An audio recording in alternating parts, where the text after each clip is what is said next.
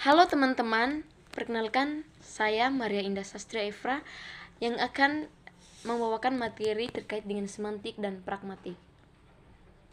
Baik, pertama kita akan menjelaskan terkait dengan semantik.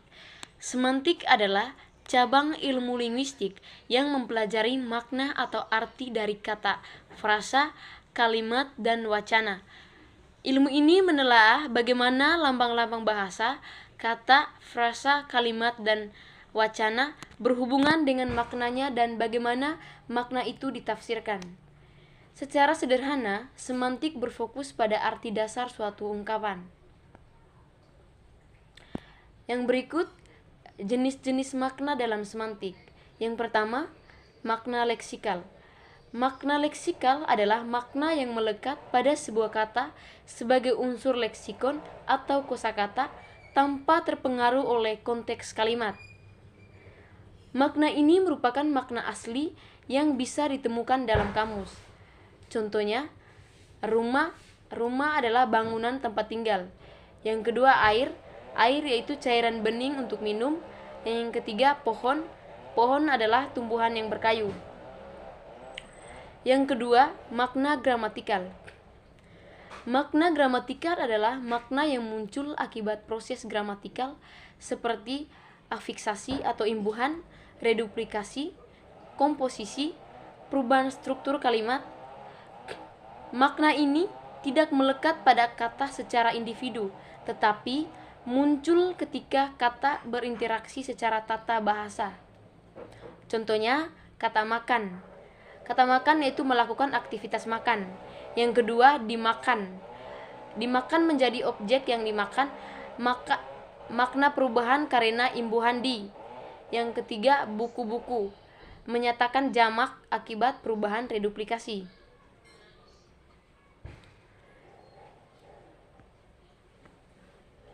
Yang keempat, makna konotatif. Makna konotatif adalah makna tambahan yang muncul karena perasaan, pengalaman, nilai budaya, asosiasi sosial. Makna konotatif bersifat subjektif dan dapat berbeda antar masyarakat. Contohnya, merah. Merah itu yang berarti berani, marah, atau bahaya. Contoh yang kedua dari kata kerbau, artinya lambat atau bodoh, tergantung konteks budaya tertentu. Yang kelima, makna kontekstual. Makna kontekstual adalah makna yang dipengaruhi oleh situasi atau konteks kalimat. Suatu kata bisa berubah makna tergantung siapa yang berbicara, kepada siapa, dan di mana, kapan, dalam situasi apa. Contohnya, kata panas sekali. Kata panas sekali bisa berarti cuaca panas atau situasi tegang atau seorang merasa kesal atau sedang emosi.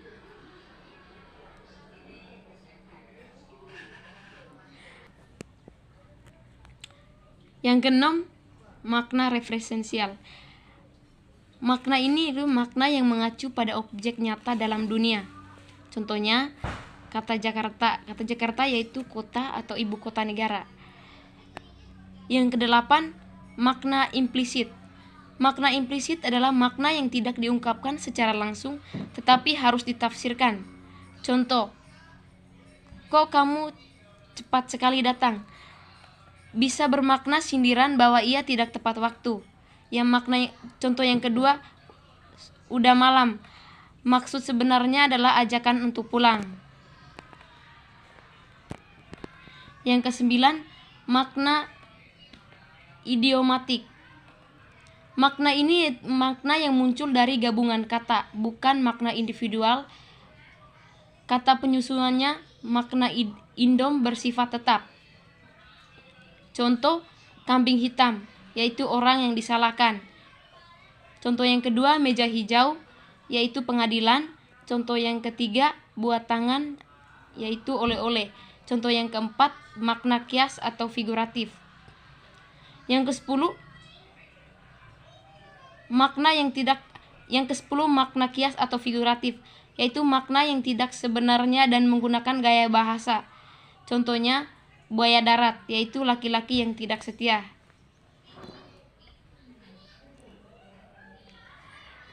Berikutnya relasi makna.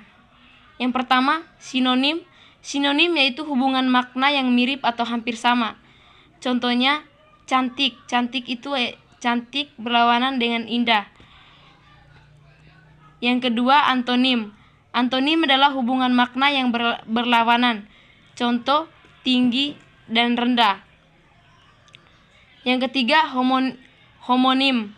Homonim adalah kata yang sama bentuk dan bunyinya, tetapi maknanya berbeda. Contoh dari kata bisa yang berarti racun dan bisa yang berarti mampu. Yang keempat, polisemi, yaitu satu kata memiliki banyak makna yang masih berkaitan. Contohnya kaki meja dan kaki gunung. Yang kelima, hiponim. Hiponim adalah hubungan antara makna umum dan makna khusus. Contohnya, contoh umum yaitu bunga dan khususnya melati, anggrek, mawar, dan lain-lain. Yang berikut perubahan makna. Perubahan makna adalah pergeseran atau perkembangan makna suatu kata dari makna asalnya karena pengaruh waktu, konteks sosial, budaya, dan perkembangan masyarakat. Penyebab terjadinya perubahan makna dikarenakan oleh perkembangan zaman dan teknologi, perubahan budaya, nilai sosial, pemakaian bahasa kias, perbedaan konteks, pengaruh emosional, dan sikap penutur. Baik, materi yang kedua yaitu pragmatik. Yang pertama, pragmatik adalah cabang linguistik yang mengkaji makna bahasa dalam kaitannya dengan konteks pemakaian. Pragmatik berfokus pada maksud penutur, penafsiran pendengar, serta situasi komunikasi. Dalam pragmatik, satu kalimat dapat memiliki makna berbeda, tergantung pada siapa penuturnya, siapa mitra tuturnya, kapan dan di mana tuturan diucapkan. Yang berikut ruang lingkup pragmatik. Yang pertama, konteks.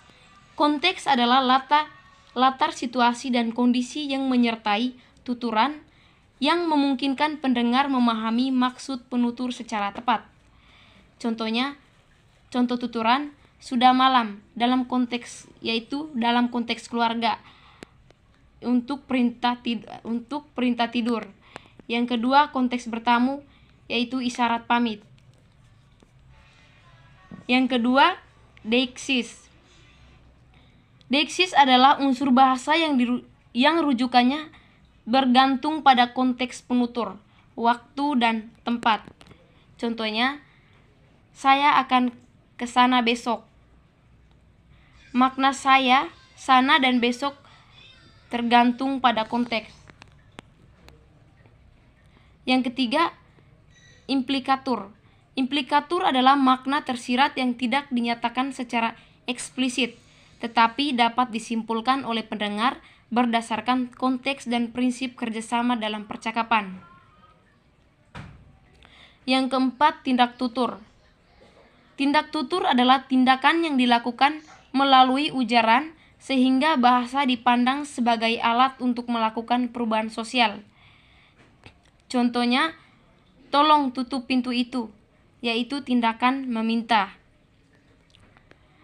Yang kelima, tindak lokusi.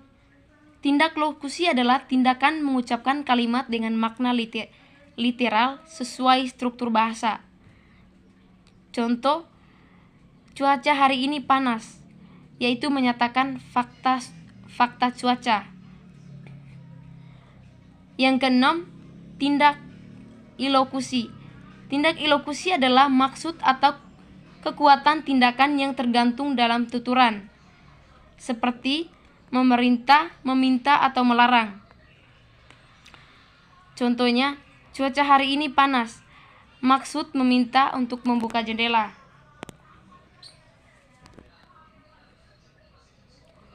Yang ketujuh, prinsip kerjasama. Prinsip kerjasama adalah anggapan bahwa penutur dan mitra tutur saling bekerja sama agar percakapan berjalan lancar dan dapat dipahami. Yang pertama, maksim kuantitas. Maksim kuantitas yaitu memberikan informasi secukupnya, tidak kurang dan tidak berlebihan. Contoh, jam berapa kelas dimulai? Pukul 8. Penjelasan, jawaban B tepat dan cukup, tidak berlebihan dan tidak kurang. Yang kedua, maksim kualitas. Maksim kualitas yaitu menyampaikan informasi yang benar dan dapat dipertanggungjawabkan. Contoh, apakah jalan ini aman? Ya, saya baru saja lewat di sini. Penjelasan, menjawab berdasarkan pengalaman nyata bukan dugaan.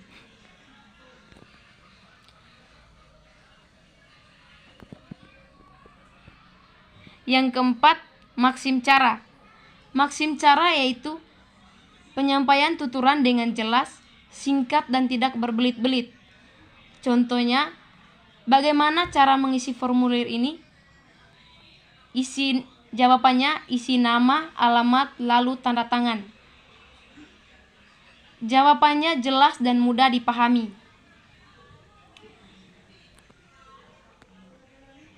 Yang berikut, kesantunan berbahasa. Kesantunan berbahasa adalah cara bertutur yang memperhatikan norma sosial, perasaan, dan hubungan antara penutur dan mitra tutur agar komunikasi tidak menimbulkan konflik. Contoh tindak santun.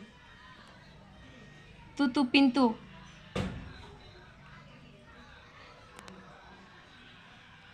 Yang kedua, maaf bisa tolong ditutup pintunya.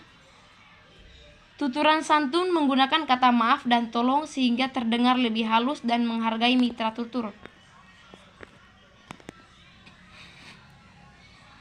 Kesimpulan. Baik, di sini saya akan memberikan kesimpulan terkait dengan materi yang saya jelaskan, yaitu semantik dan pragmatik. Di sini semantik dan pragmatik merupakan dua cabang utama dalam linguistik yang sama-sama mengkaji makna bahasa, tetapi dengan fokus yang berbeda. Semantik mempelajari makna bahasa secara internal, yaitu makna kata, frasa, kalimat, dan wacana berdasarkan sistem bahasa tanpa terlalu mempertimbangkan konteks pemakaian. Makna dalam semantik bersifat relatif, tetap dan dapat dianalisis melalui hubungan makna seperti sinonim, antonim, polisemi, serta perubahan dan peluasan makna. Sementara itu, pragmatik mempelajari makna bahasa secara eksternal dan kontekstual, yakni makna yang dipengaruhi oleh situasi tutur, tujuan penutur dan hubungan sosial, serta latar budaya. Pragmatik menekankan bahwa makna sebuah tuturan tidak selalu sama dengan makna literalnya.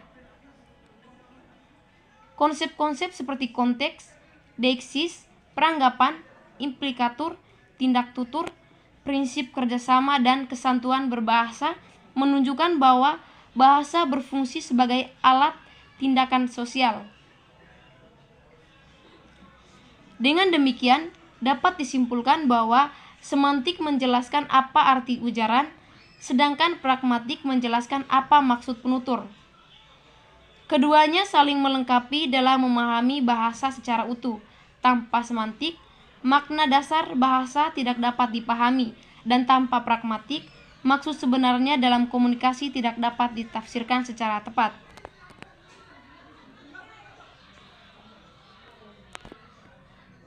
Baik, mungkin itu saja presentasi dari saya. Sekian dan terima kasih.